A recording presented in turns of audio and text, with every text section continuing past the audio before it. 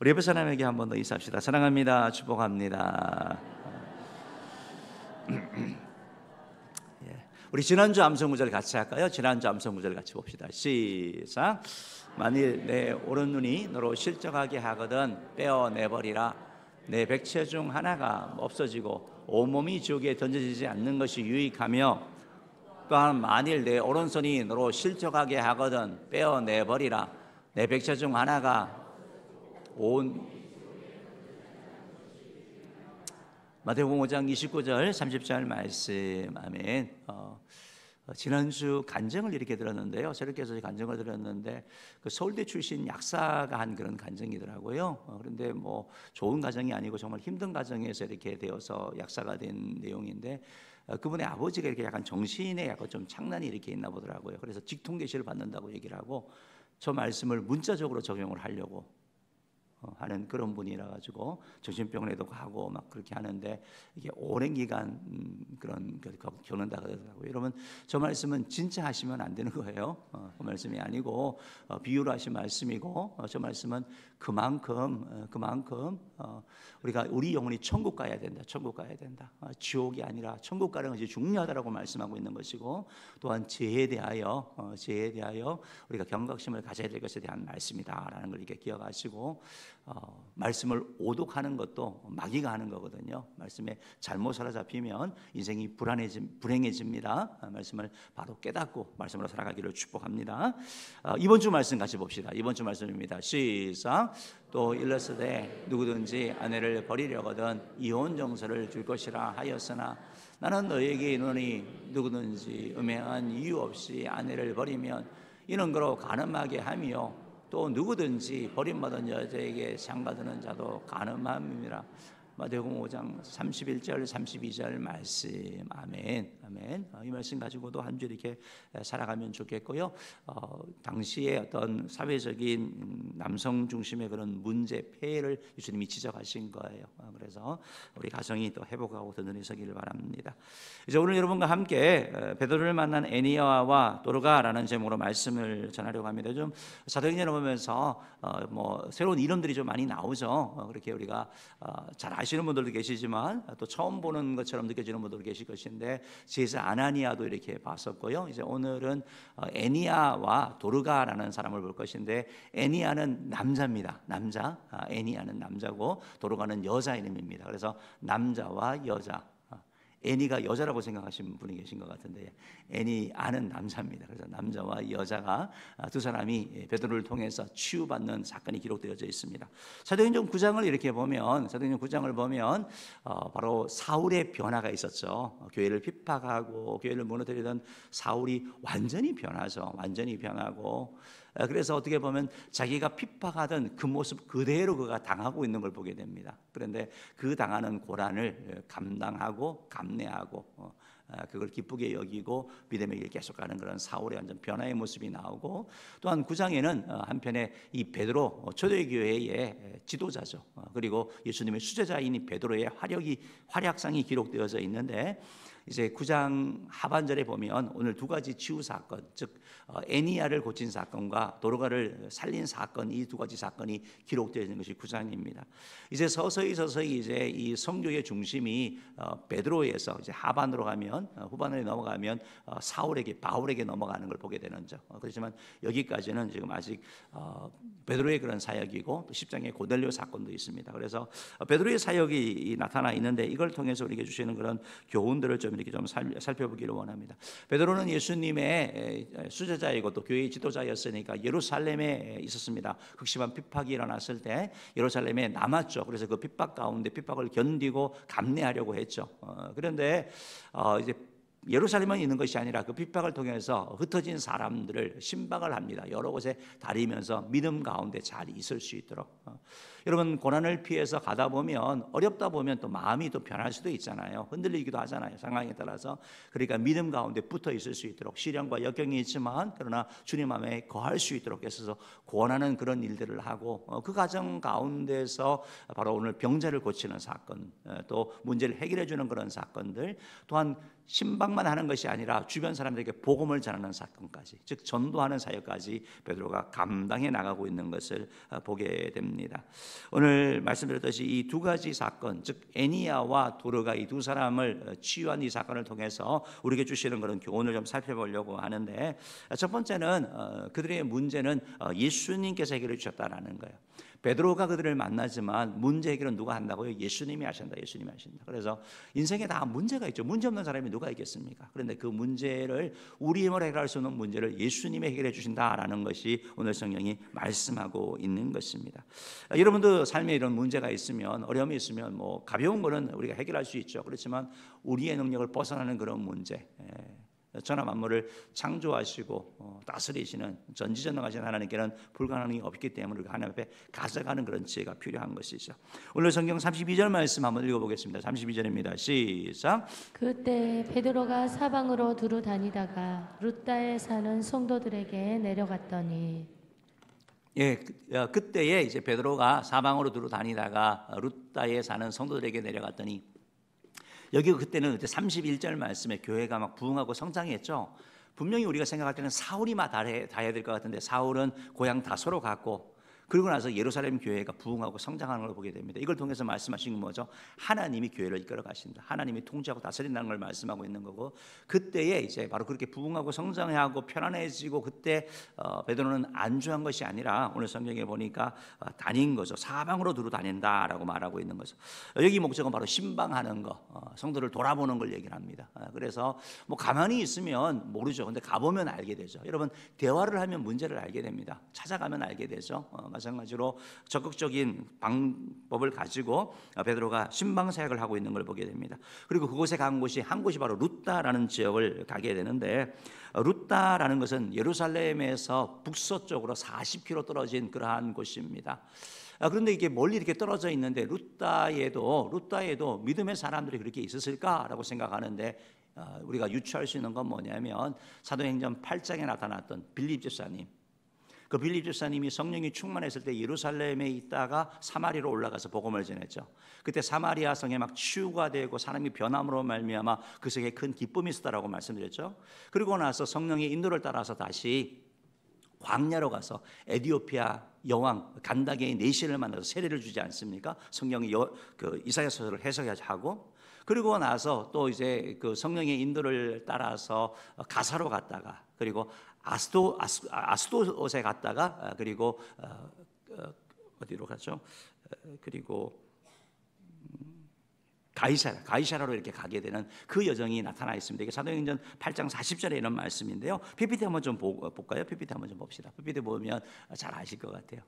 저기 있는 것처럼 예루살렘에서 이제 빌립 집사님이 사마리아로 올라가죠. 사마리아 올라가서 거기서 복음을 막 전하죠. 그리고 나서 다시 돌아옵니다. 그리고 성령의 인도를 따라서 광야로 가라 그러는 거죠. 사람도 없는 그곳에서.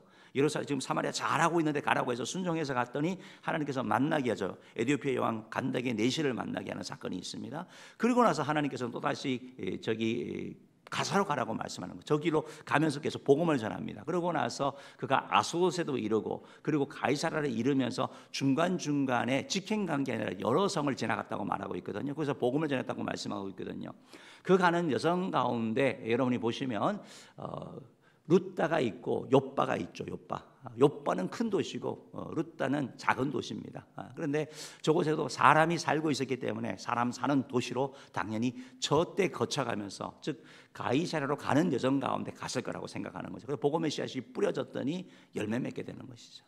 그리고 여러분, 정말 하나님의 은혜가 놀라운 게 뭐냐면, 저 사람 절대 안 믿을 것 같고 절대 교회 안 다닐 것 같은 사람인데 누군가가 전해준 그 메시지가 어느 순간 그게 살아 움직이게 되는 걸 보게 되거든요. 그러니까 열심히 교회 생활하고 착하게 다녀서 괜찮은 줄 알았더니 그 사람은 또 교회를 떠나버리고, 그렇게 막 핍박하고 했던 사람이 충성스러운 변화로 바뀌는 게 복음의 것에는 놀라운 거죠. 그래서 우리가 할 건 뭐냐면 복음을 전하는 거고, 빌립 집사님을 통해서 아마 이런 일이 있지 않았을까 우리가 유추할 수 있는 것이죠. 그래서 이 룻다에 가서 그곳에서 복음을 전하고 하는 가운데 룻다에서 사람을 하나 만나게 돼서 33절 말씀 읽어봅시다. 시작. 거기에 애니라 하는 사람을 만나매 그는 중풍병으로 침상 위에 누운 지 8패라. 애니아라는 사람을 만났는데 그는 중풍병으로 고생하고 있습니다. 있습니다. 그리고 침상에 누운 지 8해라라고 이렇게 표현되고 있습니다. 8년 동안 중풍병에 걸렸다. 우리가 뭐 성경에 아는 것처럼 예수님은 38년 된 중풍병자도 고치셨고 12해를 혈루증으로 앓는 여인도 고치셨잖아요. 그거 뭐 비교하면 12년이나 38년에 비하면 뭐 8년은 뭐 별거 아니다라고 생각할 수 있지만 8년을 침상에 있었다라고 하는 말은 무슨 말이냐면 못 고친다라는 말이거든요. 회복 안 된다 이 말이거든요. 그러니까 그 말이 함축되어 있다라는 거예요. 여러분 8년이라는 기간이 짧다고 생각하지만 한번 그 기간이 얼마나 긴지 제가 생각을 해봤어요. 우리 여러분 중고등학교 시절이 몇 년입니까? 6년이에요. 6년. 그 파란만장하고 온갖 게 다 있던 기간 6년이라고요. 침상에 여러분 6년을 누워 있어도 그런데 8년을 누워 있으면 무슨 소망이 있겠습니까? 절망밖에 없는 것이고 그 가운데 있으면서 많은 재정적인 그런 손실들 그리고 또 사회적인 고립들, 가정의 갈등들 이런 문제가 생기는 것이죠. 질병은 질병으로 끝나는 것이 아니라 우리 마음에 많은 병을 가져오고 가정의 고통을 가져오고 어려움을 가져오기 때문에 질병이 참 힘든 고통스러운 것을 보게 되는 것이죠. 어쨌든 이런 가운데 8년 동안 이런 고통을 받던 그에게 무슨 일이 일어납니까? 34절 말씀 읽어보겠습니다. 시작. 베드로가 이르되 애니아야 예수 그리스도께서 너를 낫게 하시니 일어나 내 자리를 정돈하라 한데 곧 일어나니. 그 현대 의학으로 뭐 본인 그런 관점으로는 해결 안 되는 그 문제를 바로 예수님께서 일어난다고 하실 때 바로 이 말씀을 선포함으로 말하면 고쳐주는 것, 즉 예수님이 문제를 해결해 주시는 것을 말씀하고 있는 것이죠. 우리는 문제 해결자가 되기 원하시는 것이죠. 예수님 우리 구세주가 되시고 우리의 메시아가 되시고 우리 인생의 키가 됩니다. 키가 되는 것. 그분이 바로 예수님인 것을 전하고 있는 것이죠. 36절 말씀에 보면 이제 욥바로 가게 되는데요. 36절 말씀 읽어봅시다. 시작. 욥바에 다비다라는 여자가 있으니 그 이름을 번역하면 도르가라. 선행과 구제하는 일이 심히 많더니. 욥바에 또 이제 간 거예요. 우리가 그 아까 전에 봤던 루다에서 욥바는 약 16km 정도 거리래요. 그러니까 복음 전하면서 갈 만한 그런 거리거든요. 그러니까 갔는데 그곳에 이제 한 사람을 소개하는데 다비다라는 사람을 소개하는 거예요. 다비다. 좀 특별하게 소개합니다. 그런데 다비다가 누구냐? 여자 제자래요. 여자 제자래요. 이 다비다는 여자 제자인 것을 알게 되고, 그러니까 믿음의 사람인 걸 알게 되겠죠. 그리고 나서 그 이름을 번역하면 헬라로 번역하면 도르가다라고 말하고 있는 거예요. 신약 성경이 헬라로 기록되기 때문에 헬라어로 번역한 거거든요. 그러니까 저기서 다비다라는 것은 히브리적 아람어거든요. 엄밀하게 말하면 아람어지만 당시 이제 유대인들이 아람어를 썼기 때문에 그냥 우리가 그냥 히브리어라고 표현되지는 엄밀하게 말하면 아람어예요. 근데 히브리 아람어로는 이제 다비다 또 헬라어로는 도르가이거든요. 그래서 뭐 이렇게 뭐 보시면 뭐 좋을 것 같습니다. 그런데 이제 저 이름의 뜻이 뭐냐? 다비다, 도르가라는 것은 영양 또는 가젤 이런 의미거든요. 그러니까 짐승 가운데 이렇게 좀 우아하다, 아름답다 이런 의미를 가지는 거예요. 그러니까 이름이 그렇다는 것은 그 사람의 외모나 어떤 부분들이 좀 유추될 수 있는 그런 부분이거든요. 그런데 오늘 성경을 보면 이 다비다라는 사람은 정말 이름답게 산 사람 같아요. 왜냐하면 외적인 외모는 모르는데 그가 행한 삶이 구제와 선행과 구제한 일이 심히 많았다라고. 그러니까 어떻게 어쩔 수 없이 체면 때문에 하는 게 아니고 그냥 아주 기쁜 마음으로 즐거운 마음으로 아주 많이 구제한 사람이라고 표현되고 있는 걸 보게 되는 거죠. 우리가 이 말씀을 보면서 생각할 수 있는 게 뭐냐면 여러분 우리가 태어나는 외모는 어떻게 할 수 있어요? 태어난 그대로 하는 거잖아요. 그렇지만 아름다운 삶, 정말 뭐 귀한 삶, 그 삶을 우리가 만들어가는 거거든요. 오늘 이 다비다라는 이 여인은 태어나는 외모도 뭐 좋을 수도 있는데요. 그 이름 그대로 정말 선을 행하고 믿음을 행한 아름다운 여인이었다. 아름다운 삶을 산 여인이었다는 것을 알게 되는 것이죠. 37절 말씀 보면 이렇게 아름답고 선을 행하던 제자인 다비다에게도 문제가 생깁니다. 37절 말씀 읽어봅시다. 시작.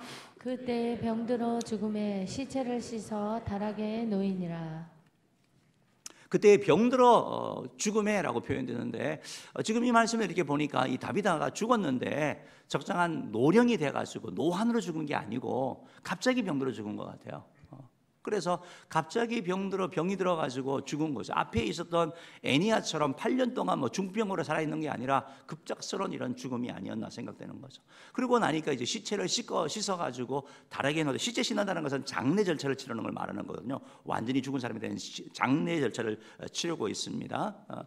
그리고 나서 이제 다락에 뒀다라고 말하고 있습니다. 시체를 했으면 씻었으면 빨리 이제 그럼 장례 절차를 밟아야 되는데 왜 다락에 두었을까요?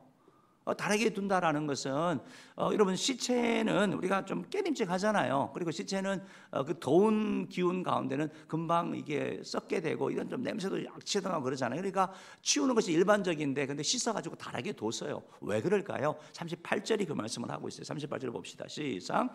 룻다가 요바에서 가까운지라 제자들이 베드로가 거기 있음을 듣고 두 사람을 보내어 지체 말고 와달라고 간청하여. 그러니까 룻다가 요바에서 16km 정도 되는 거리인데 지금 얘기 들은 거예요. 베드로 사도가 지금 우리 신방하고 있는데 지금 룻다에 와 있다. 룻다에서 지금 복음도 전하고 여러 사람을 그 애니아도 고쳤고 그 불치병도 고치면서 여러 가지 일을 행했다. 그 얘기가 들린 거죠. 그러니까 요바에서 사람을 보낸 거죠. 그래서 급히 보내가지고 빨리 지체하지 말고 와달라고 간청한 거예요. 가서 이제 그 두 사람을 보내가지고 좀 급히 와달라고 이렇게 간청하는 거죠. 여러분 왜 이걸 그러면 간청을 하는 걸까요? 뭔가 기대하는 게 있는 거죠. 이미 다 끝났는데 이게 보통 믿음이 아닌 거예요. 어떻게 이런 믿음이 들어갔는지 모르겠어요. 그냥 빨리 정리할 것 같은데 그게 아니고 베드로가 사도가 오면 뭔가 하나님의 은혜가 있지 않을까 하는 그런 마음이 있었던 것 같아요. 공동체 가운데는 이 다비다의 그 죽음이 너무나 안타깝고 너무나 귀한 분이니까 하나님의 은혜가 혹시 있지 않을까 하는 그런 마음으로 사모하는 마음으로 마지막에 어떤 뭐 지푸라기를 잡는 그런 마음으로 베드로 사도를 초청해가지고 와달라고 요청을 하는 것이죠. 그러면 40절 말씀인가요? 네. 다음 읽어 39절입니다. 시작. 베드로가 일어나 그들과 함께 가서 이르매 그들이 데리고 다락방에 올라가니 모든 과부가 베드로 곁에 서서 울며 도르가가 그들과 함께 있을 때에 지은 속옷과 겉옷을 다 내 보이거늘. 베드로도 너무 절실하게 간청을 하는 거잖아요. 제발이니까. 그러니까 베드로가 가서 내가 살 일이나 뭐 그런 생각을 했는지는 모르겠어요. 근데 하도 간청을 하니까 너무 절실하게 얘기하니까 그 자리에 일어나 가지고 함께 가서 바로 이 욥바로 가 가지고 욥바에서 다락방에 이렇게 올라가거든요. 그곳에서 모든 과부가 베드로 곁에 서서 우는 거예요. 왜냐면 너무나 사랑하는 사람, 소중한 사람이 죽었으니까 슬피 우는 거죠. 그러면서 그들이 하는 얘기가 뭐냐면 도르가가 다비다가 그들과 함께 있을 때 지은 속옷과 겉옷을 다 보여주는 거예요. 이런 일을 해서 우리를 구제했다라고. 그러니까 이게 이 말씀이 있죠. 우리가 이제 이 말씀에서 다비다라는 사람을 알게 되거든요. 그럼 정말 제자잖아요. 정말 제자답게 살은 것 같아요. 구약 성경에 보면 고아와 가부와 나그네를 불쌍히 여기라 그러잖아요. 그들에게 선을 베풀라고 말하고 있거든요. 하나님이 갚으신다고 말씀하고 있거든요. 그러니까 그 말씀대로 살아간 거예요. 우리가 다른 사람에게 구제를 하고 뭐 나눌 수 있는데 우리에게 정말 절실히 필요하고 꼭 해야 되는 거 이런 것들은 잘 안 하잖아요. 나에게 좀 필요 없어진 거, 옷도 새 옷이 아니라 헌옷 좀 완전히 못 입는 옷은 아니지만 약간 그런 옷들 사이즈가 안 맞든지 이런 거 주잖아요. 근데 지금 다비다는 어떻게 하고 있어요? 속옷과 겉옷도 주는 것이고 새 옷을 준 거거든요. 헌옷이 아니고. 그러니까 얼마나 이 사랑이 많았는지. 그러니까 하나하나 지금 내어 보여주는데 다 추억이 있는 거예요. 그러니까 너무 고마운 거죠. 너무 감사한 거죠. 그래서 그걸 생각하면서 이렇게 막 우는 이런 모습들을 보게 되는 것이죠. 오늘 본문에 따르는 이 다비다는 살아있을 때도 사람들에게 칭찬과 칭송을 받았는데 죽은 다음에도 칭찬과 칭송을 받은 것을 보게 됩니다. 이제 우리도 이제 우리의 삶이 이제 언젠가 다 끝나게 되지 않겠습니까? 그때 이제 우리 인생이 잘했다라는 그런 칭찬을 듣는 인생이 되어야 되지 않겠습니까? 세상의 인정보다 교회 공동체 내에서 함께 신앙생활하면서 가족보다 사실은 더 자주 보고 더 가깝게 지내는 우리 공동체 내에서 우리가 인정받는 자가 되어야 되지 않겠습니까? 살았을 때 뿐만 아니고 우리가 세상을 떠났을 때 살았을 때 했던 얘기, 그 집사님, 그 권사님, 그 성도님이 했던 이런 일들이 있었지라고 말할 수 있는 그런 존재가 되어야 되지 않겠습니까? 무엇보다 우리가 주님 앞에 갔을 때 자꾸 그 충성된 종이라는 칭찬하는 그러한 자가 되어야 될 줄 믿습니다. 여러분, 우리는 이제 개혁주의 신앙을 갖고 있잖아요. 개혁주의 신앙이다 보니까 우리 구원은 여러분 행함을 통해서 구원받습니까? 믿음으로 받습니까? 그거 확실하죠. 그게 분명하거든요. 근데 문제가 있어요. 뭐가 문제가 있냐니까 믿음으로 받으니까 행함이 너무 없어요. 행함으로 해가지고 구원받는다 그러면 막 열심히 할 거 아니에요. 그죠? 철야도 안 빠지고 뭐 기도도 나오고 뭐 봉사도 하고 보통 종교가 그렇잖아요. 이슬람 같은 경우도 선행을 무기를 달잖아요. 나의 선함과 악함을 달아가지고 선할이 더 많아가지고 마지막까지 가봐야 되거든요. 그래야지 내가 천국 가거든요.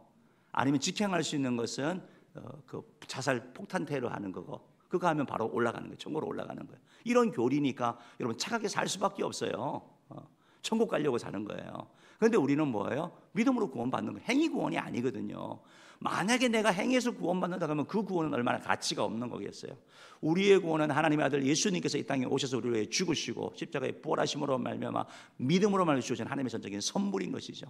그러다 보니까 약한 게 우리가 행함이 약하거든요. 근데 성경은 뭐라고 말씀하면 구원을 받기 위해서 행위하는 것이 아니라 구원 받았기 때문에 하나님의 자녀이기 때문에 은혜에 감사해서 선한 삶을 살라고 말씀하고 있거든요. 그러니까 우리가 더 사실은 더 잘 살아야 되는 걸 말씀하고 있는 거예요.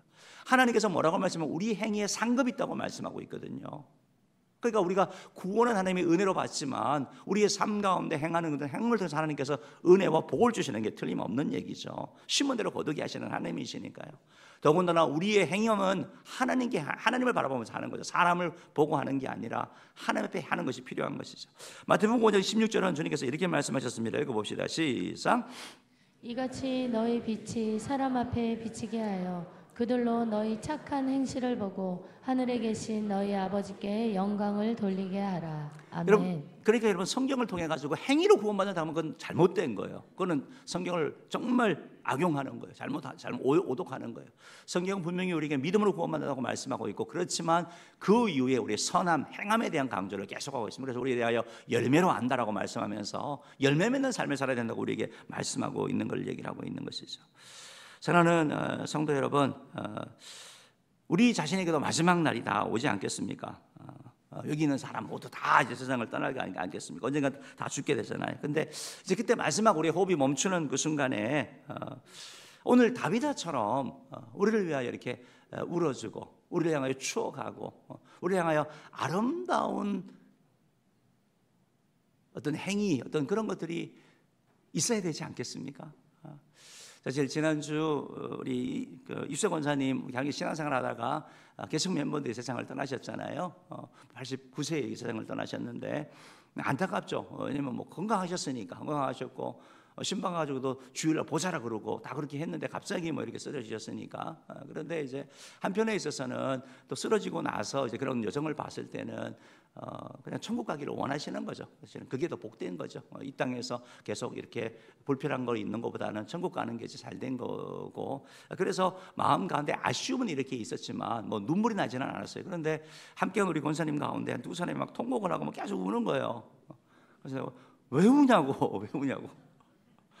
그랬더니 처음 교회 왔을 때 본인 구역장이었다고. 그래서 옛날 추억이 있는 거죠. 여러분 이런 추억이 있어야 되거든요. 선한 거. 뭐 옛날에 뭐 고구마 나눠 먹고 이런 거였잖아요. 특별한 거예요. 뭐가 없어서 뭐가 돈이 없어서가 아니고 마음이 없는 거죠. 사실은 사랑이 없는 거죠. 그래서 오늘 이 다비다를 보면서는 정말 사랑이 풍성했다라는 것을 이렇게 보게 됩니다. 전하는 성도 여러분, 우리의 마지막이 왔을 때 본문처럼 아름다운 이런 감동적인 장면이 펼쳐질 수 있도록 우리가 정말 그렇게 살아가고 선을 베풀고 나아가는 그런 여러분 되면 참 좋겠습니다. 어제는 이렇게 했는데 여러분 선한 삶을 살았잖아요. 그래도 여러분 죽음이 오고 이렇게 고통이 찾아왔습니다. 질병이 찾아왔습니다. 우리 인생에도 믿음에를 가도 실직도 오고 시련도 오고 뜻대로되지 않는 일들이 있습니다. 많은 사람의 칭찬을 받아도 역시 마찬가지죠. 믿음의 여인이고 선한 행위를 한 사람, 제자인데도 문제가 나고 죽음이 찾아왔습니다. 선한 일을 많이 해도 죽음과 질병, 고통, 아픔 피할 수 없습니다. 인간의 힘으로 의학으로 해결할 수 없는 문제들이 많이 있죠. 우리가 사랑하는 이런 문제가 일어난다라는 걸 기억해야 되는데 문제는 뭐냐면 그 문제 너머에 역사하시는 분이 계시는 거죠. 우리 힘으로 해결하지 못하지만 오늘 본문은 그 말씀을 하고 있는 거예요. 40절 말씀인가요? 한번 읽어봅시다. 40절 말씀 읽어봅시다. 시작. 베드로가 사람을 다 내보내고 무릎을 꿇고 기도하고 돌이켜 시체를 향하여 이르되 다비다야 일어나라 하니 그가 눈을 떠 베드로를 보고 일어나 앉는지라. 이 말씀은 궁극적으로 뭔 얘기를 하냐면 결국 여러분 예수님 베드로가 이제 중풍병자도 고쳤고 다비드도 살렸잖아요. 그런데 이 사람이 다시 안 죽었을까요? 다시 죽었거든요. 근데 왜 고치고 이 사람은 다시 살리고 왜 고치고 왜 했느냐라는 것이죠. 이 말씀은 우리에게 믿음의 능력을 보여주는 거예요. 믿음의 능력이 도대체 어디까지냐? 하나님의 능력이 얼마나 끝이 없는지 우리 가운데 보여주고 있는 것을 말씀하고 있고 주님께서는 불가능이 없다는 것을 말씀하고 있는 거죠. 사랑하는 성도 여러분, 문제 해결의 근원이 예수님인 것을 믿으시기를 주님으로 축복합니다. 애니아의 8년 된 중풍병도 도로가의 죽음도 인간의 능력으로 해결할 수 없는 문제였습니다. 그러나 예수 그리스도의 이름으로 모든 것이 해결된 걸 보게 되는 거죠. 저 여러분에도 우리 삶 가운데 크고 작은 문제들이 있지 않습니까? 그 문제 해결자가 바로 우리 주 예수님이라는 사실을 기억하시고 혼자 끙끙대고 한숨 지고 포기하지 마시고 그 주님 앞에 가져가는 은혜의 길을 주님으로 축복합니다. 오늘 말씀 두 번째로 바로 믿음의 선포와 믿음의 행위가 하나님의 기적을 경험하게 한다는 거예요. 주님께서는 이렇게 능력이 많으시고 무한하시고 사랑이 풍성하시고 우리 문제를 다 해결할 수 있는데 이 은혜를 누가 누렸느냐? 믿음의 선포와 믿음의 행위로 순종으로 나아간 자가 이걸 누린 것을 성경이 말씀하고 있는 거예요. 9장 34절 말씀 한번 읽어봅시다. 시작.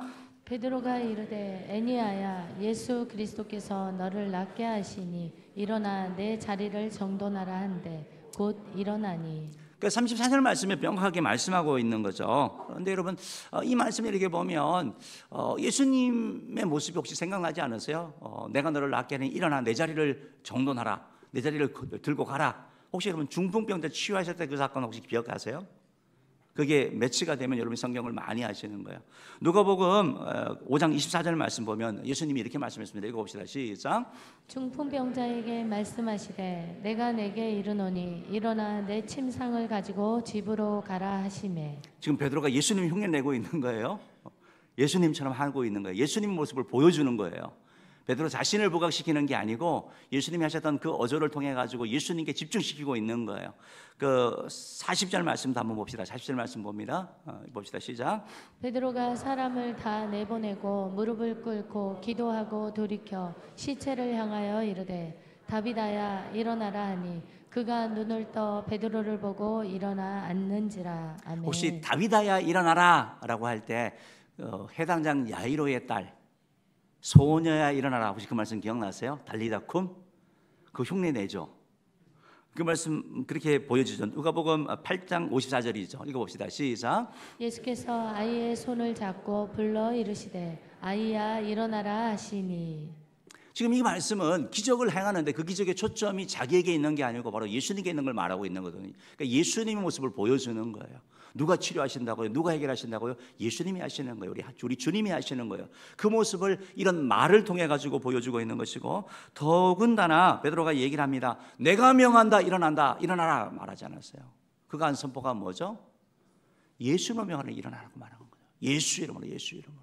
그러니까 지금 이 베드로가 선포한 거 뭐죠? 믿음의 선포라는 거죠. 믿음의 선포. 예수 그리스도의 이름을 의지하고 나가는 그 삶이 바로 믿음의 선포라는 것이죠. 우리가 이 땅을 살면서 긍정의 말, 부정의 말 많이 얘기 듣지 않습니까? 긍정한 말을 하면 아무래도 좋은 게 많고 식물도 잘 자라고 부정적인 말을 하면 식물도 막 죽고 그런 거 다 알잖아요. 말의 언어의 힘 알고 있잖아요. 그러나 여러분 아무리 언어의 힘을 가진다 하더라도 내가 확신을 가진다 하더라도 믿음의 말이 아닌 걸 통해서 역사가 일어나지는 않죠. 믿음의 말은 뭐냐? 하나님의 뜻 가운데 들어가는 거거든요. 하나님의 말씀을 잡는 거거든요. 여러분 구약 성경에 보면 12정탐꾼이 가데스 바네아로 가게 됩니다. 다 정탐했습니다. 하나님이 주신다고 말씀하셨죠. 약속을 주셨어요. 근데 돌아봤어요. 보니까 너무 거대하고 너무 장대해요. 그래서 10명의 정탐꾼이 얘기를 합니다. 우리 올라가면 다 죽을 거래요. 절로 가면 우리는 메뚜기와 같대요. 안 된대요. 그 얘기하거든요. 여러분 이것은 불신앙의 말이거든요. 믿음의 말이 아니거든요. 그러나 여호수아와 갈렙이 뭐라고 얘기를 합니까? 그 말이 맞다. 우리가 그들은 정말 거대하고 장대하다. 그러나 우리가 올라가면 하나님이 하신다라는 것이죠. 여러분 이게 믿음의 말이라는 거예요. 지금 베드로가 지금 이 에니야와 도르가를 보면서 다비드를 보면서도 예수의 이름으로 선포하고 나가는 거, 이게 바로 믿음의 행위고 믿음의 선포고 믿음의 그런 선언이라는 것을 우리가 봐야 되는 걸 얘기를 하고 있는 거죠. 이런 믿음의 선포를 통해서 하나님께서 이렇게 일하시는 것을 보게 됩니다. 예수께서 너를 낫게 하시니 일어나라 라고 하니까 정도라, 그러니까 8년 동안 못 일어난 사람이 일어난 거예요. 기적이 일어난 거죠. 이게 하나님의 능력, 말씀의 능력인 걸 보게 되는 것이고, 더군다나 여러분 일어나라고 할 때 한번 생각해 보십시오. 믿음의 말만이 아니라 믿음의 행위가 이제 있어야 되는데, 여러분 이 말을 들었어요. 에니야가 아이고 근데 뭐 8년 동안 있었는데 그 말 뭐 그냥 못 들은 척하고 있는 게 아니라 그 말 들릴 때 그 말 가운데 믿음이 생기는 거예요. 움직인 거죠. 순종한 거죠. 그때 일어나게 되는 역사를 경험하게 된다라는 것이죠. 여러분 말이 들릴 때 하나님이 여러분 마음 가운데 감동을 주실 때, 믿음의 말이 선포될 때 여러분이 아멘이, 이것이 바로 믿음의 행위거든요. 그 믿음의 행위를 통해서 순종으로 나가게 되는 역사가 일어나고, 그때 바로 하나님의 놀라운 역사가 일어나게 된다라는 거. 그래서 우리 삶 가운데도 우리가 꼭 붙잡아야 될 게 있는 것이죠. 순종 속에 하나님의 기적이 있는 것이죠. 순종 속에 하나님의 역사가 있는 것이죠. 누가 나를 낫게 하고 누가 나를 살리고 누가 내 인생을 새롭게 변화시킬 수 있습니까? 누가 내 대신 죽을 수 있습니까? 예수 그리스도밖에 없거든요. 그 예수 그리스도를 의지하고 그 예수 그리스도를 믿고 그 예수를 따라가는 그 인생이 바로 복된 인생이고 하나님께서 일하신다라는 것이죠. 오늘 성경에 이렇게 보면 특별히 이제 이 다비다를 살리는 이 말씀을 보면 사실 그런 마음이 드는 거죠. 지금까지 베드로는 환자는 고쳐봤어요. 병자는 고쳐봤어요. 그런데 한 번도 죽은 사람을 살린 적은 없었거든요. 지금 불려갔어요. 어떻게 해야 되는 거예요? 하나님이 마음을 주시는 거예요. 이거 잘못하다가는 온갖 망신 당할 것 같고 미친 사람 얘기 들을 수도 있는데, 근데 이건 가야 될 길이에요. 그러니까 그 앞에서 그가 주님을 의지하거든요. 일어나라고 말하는 것은 뭐냐면 죽은 자를 일으켰던 예수님, 그리고 죽음을 이기고 부활하신 그 주님을 의지해서 선포하는 거거든요. 예수님으로 선포하는 거거든요. 그때 하나님의 역사가 일어나게 된다는 거. 여러분 때때로 우리도 살다 보면 인간적으로 보기에 우리의 경험에 비추어 볼 때 도저히 불가능해 보이는 어려운 상황들이 있죠. 답은 다 나와 있어요. 그런데 여러분 혹시 하나님께서 여러분 가운데 믿음을 주신다면, 믿음의 선포를 하고 믿음으로 나아간다면 하나님의 은혜가 여러분 가운데 임할 수도 있다라는 것이죠. 요한복음 15장 7절은 이렇게 말씀하고 있습니다. 읽어봅시다. 시작. 너희가 내 안에 거하고 내 말이 너희 안에 거하며 무엇이든지 원하는 대로 구하라. 그리하면 이루리라. 아멘. 예, 내 안에 거하고 내 말이 너희 안에 거하면 무엇이든지 원하는 대로 구하라. 그리하면 이루리라 말하고 있습니다. 여러분 그러니까 우리의 뜻이 아니라 하나님의 뜻, 하나님의 계획, 그렇죠? 여기서도 일어나라고 선포했는데 하나님의 뜻이면 일어나는 거죠. 그런데 그 뜻이 맞은 거죠. 왜 일어났을까요? 하나님이 하실 일이 있는 거거든요. 항상 하나님의 기적의 역사는 전도와 관련돼요. 영혼 구원과 관련되는 거예요. 그냥 저절로 일어나는 경우들은 거의 없어요. 그걸 통해서 주변에 예수 믿는 사람이 생기고 하나님의 이름이 빛나게 되는 일이 일어나게 되는 것을 보게 되는 것이죠. 사랑하는 성도 여러분, 믿음의 선포와 거기에 대한 믿음의 행위, 순종이 기적을 일으킨다라는 것입니다. 존 칼빈이 그런 얘기를 했는데요. 참된 믿음은 항상 순종을 동반한다. 순종 없는 믿음은 가짜 믿음이다. 이런 말을 했어요. 그러니까 믿음이 있다고 하면 그 말씀이 선포될 때 우리가 순종해야 되는 것을 말씀하고 있는 것이죠. 베드로는 확신 있는 믿음을 선포했고 에니야는 순종했을 때 주께서 역사하시고 일하셨다. 사랑하는 성도 여러분, 하나님의 말씀을 믿음으로 들으시고 또 그 믿음이 말씀이 우리에게 말씀하실 때 그 말씀에 순종함으로 말미암아 하나님의 역사를 경험하는 저 여러분들 주님으로 축복합니다. 마지막 세 번째로 오늘 말씀 통해서 얻게 되는 교훈은 뭐냐면 기적을 통해서 하나님의 영광과 전도가 된다. 문제 해결을 통해서 내가 이 일을 통해서 성공하고 이 일을 통해서 회복되어지는 것은 그걸로 끝나는 것이 아니라 그걸 통해서 하나님께 영광을 돌려드려야 된다는 겁니다. 여러분이 사업을 통해서 여러분의 인생을 통해서 하나님께 영광 돌리기 원한다는 것이 여러분의 분명한 가슴 깊이 있는 그런 소원이 되어야 될 것이고, 또 그걸 통해서 내가 많은 사람을 주께 인도하는 전도자로 가야 되겠다, 이런 다짐이 여러분 가운데 있기를 바랍니다. 오늘 성경의 결론이 그렇습니다. 주님께서 베드로를 통해서 왜 중풍병자를 살리셨습니까? 그를 불쌍히 여기는 것도 있었지만 주께서 이렇게 하시는 거죠. 36절 말씀 읽어봅시다. 시작. 9장 35절입니다. 9장 35절이요. 시작. 루다와 사론에 사는 사람들이 다 그를 보고 주께로 돌아오니라. 아멘. 루다와 사론에 있는 사람, 주변에 있는 사람이 작은 도시니까 지금 8년 동안 끙끙거리고 있었던 거 알잖아요. 옛날 우리 시골에도 그랬었죠. 누가 예수 믿고 고쳐졌다 그러면 막 사람들이 모였던 것처럼 지금 이 일을 통해서 다 그를 보고 죽게로 돌아왔다라고 말하고 있어요. 이게 되게 중요한 말이거든요. 죽게 돌아오게 되는 거, 바로 새로운 생명 얻게 된 걸 말하고 있습니다. 더 중요한 건 뭐냐면 죽게로 돌아왔대요. 우리가 생각할 때 베드로 앞에 가야 되잖아요. 베드로가 이 일을 행했잖아요. 근데 여러분, 죽게 돌아오는 것이 참된 사역의 성공이다라는 걸 여러분 기억하셔야 돼요. 하늘의 영광 돌리는 게 참된 사역의 성공이에요. 만약에 베드로가 야 내가 봐라, 야 기도했더니 내가 됐잖아. 기도는 베드로가 했지만 역사심은 하나님이신 거죠. 그러니까 죽게 나오게, 죽게 영광 돌리는 거. 우리가 열심히 봉사하고 섬기고 하는데 자꾸 혹시 내가 막 하는데 나를 잘 알아주지도 않는 것 같고 이렇게 뭐 좀 무시당하는 것처럼 느껴진다면 여러분 그거 잘 사는 거예요. 만약에 내가 하는 것마다 다 알아주고 그러면 천국에서 상급이 별로 없어요. 여러분을 통해서 주님이 드러내셔요. 주님이 나를 사용하시다 드러내는 거. 지금 베드로가 그 사역을 하고 있는 거예요. 참된 우리의 사역이 그런 사역이 돼야 된다라는 거. 진짜 사역이 뭐냐? 내가 정말 어떻게 했느냐 통해서 내가 주님께 영광 돌리는 그 삶. 주목과 칭찬이 나에게 오는 게 아니라 주님께 가는 그 삶이 우리 가운데 있어야 되는 것이죠. 42절 말씀 한번 보겠습니다. 42절 말씀 한번 볼까요? 시작.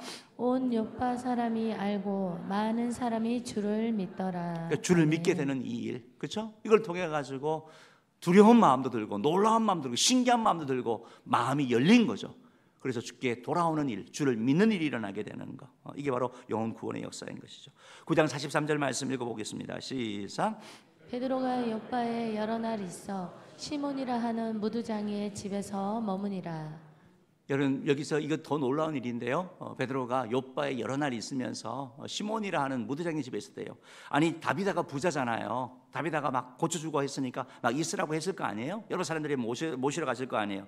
근데 베드로가 그곳에 있지 아니하고 시몬이라는 사람의 집에 가요. 시몬 무두장이라는 것은 가죽으로 제품 만드는 사람이거든요. 구약의 율법에 보면 부정한 사람이에요. 근데 베드로가 그 집에 있어요. 이 사건을 통해 가지고 이제 다음 10장에 나오는 고넬료 사건이 나타나는 거예요. 그러니까 하나님의 복음의 역사는 뭐냐면, 전도 역사는 뭐냐면 이방인 선교가 일어나게 되는 거. 그러니까 베드로의 마음이 열리는 거죠. 정통 유대인이고 예수님 그 정통 그런 철저한 그 문화 가운데 있었던 자가 그걸 깨트리고 복음을 향해서 나아가는 그 모습. 이게 바로 전도가 되고 하나님께 영광이 된다라는 것을 여러분 기억하면 좋겠습니다. 저는 성도 여러분, 베드로가 행한 모든 기적의 결과는 사람들을 주께 돌아오게 되는 그런 것이었습니다. 초대교회는 복음이 전하여져서 사람들의 생명을 구하는 것을 생각했습니다. 영혼 구원을 생각했습니다.